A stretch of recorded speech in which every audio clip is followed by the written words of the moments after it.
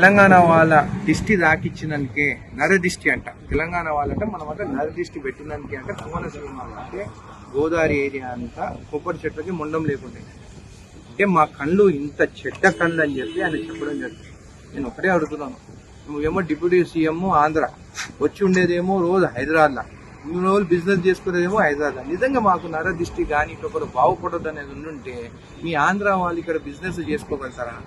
Irrigation project చేసుకుంటున్నారు, కన్స్ట్రక్షన్లో మీరే ఉన్నారు. ఆయన కానీ ఒక్క మాట వల్లనే మేము ఏమైనా అంటున్నామా? బిజినెస్ చేసుకోవాలని ఫ్రెండ్లీగా ఉన్నాము. అట్లాంటి ఈరోజు నువ్వు ఒక ఇంత పెద్ద మనిషివి, నువ్వు ఇట్లా మా తెలంగాణ ప్రజల గురించి తెలంగాణ గురించి మాట్లాడడం తప్పు, నేరం. నువ్వు క్షమాపణ చెప్పాల్సిందే అని చెప్పి కూడా నేను తెలియజేస్తున్నాను. నువ్వు ఒక పెద్ద పవర్ స్టారు, నీ గురించి మనం మాట్లాడితే తప్పు అంటే అది మాత్రం కరెక్ట్ కాదు. తప్పు నువ్వు మాట్లాడినావు కాబట్టి తప్పు అని చెప్తున్నావు. నేను కూడా మీ ఫ్యానే.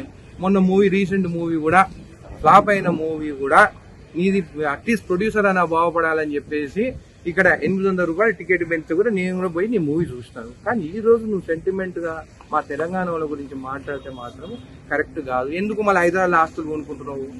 మాది నరదిష్టి అంటున్నావు కదా, మరి మీరు బాగుపడితే మేము చూడలేము కదా, ఎందుకు హైదరాబాద్ ఆస్తులు కొనుక్కుంటున్నావు? అన్ని అమ్మేసుకొని పోయి విజయవాడలో ఉండరాదా? నీకు ఇక్కడ ఏం పని అని చెప్పి నేను చెప్తున్నాను.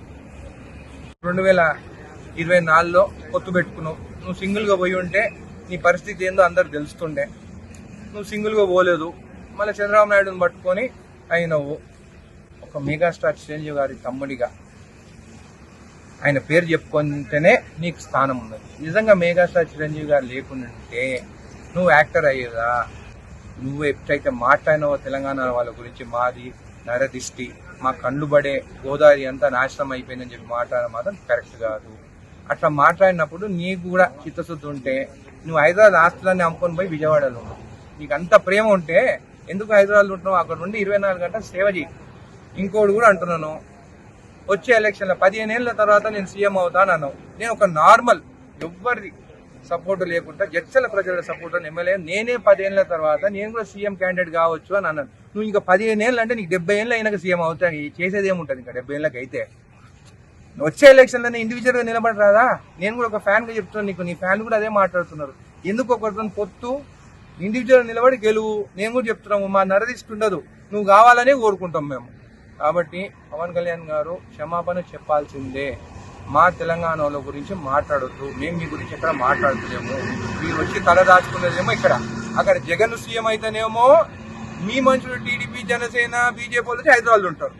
అక్కడ మీరు సీఎం అయితేనేమో వైఎస్ఆర్సీపీ వాళ్ళు వచ్చేసి ఇక్కడ తల దాచుకుంటారు. అరే మీకు దాచుకునే దానికి హైదరాబాద్, మీ బిజినెస్ కోసమే హైదరాబాద్. కానీ తెలంగాణ వాళ్ళ కళ్ళు మాత్రము మేము నరదిష్టి పెడతామని చెప్పి మాట్లాడేది మాత్రం కరెక్ట్ కాదు. మీరు క్షమాపణ చెప్పాల్సిందే. లేకుంటే హైదరాబాద్ ఎందుకు ఆస్తులు కొనుక్కుంటున్నావు?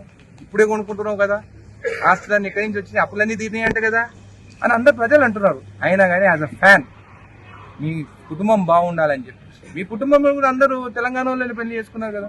రామ్ చరణ్ ఎవరు చేసుకున్నారు? తెలంగాణ అమ్మాయి. అల్లు అర్జున్ ఎవరు చేసుకున్నారు? తెలంగాణ అమ్మాయి. అంటే మా ఆస్తులు కావాలి, మావన్నీ కావాలి, కానీ మా కళ్ళు మాత్రం నరదిష్టి అని అంటారా? ఇది మాత్రం ఒప్పుకునేది లేదు.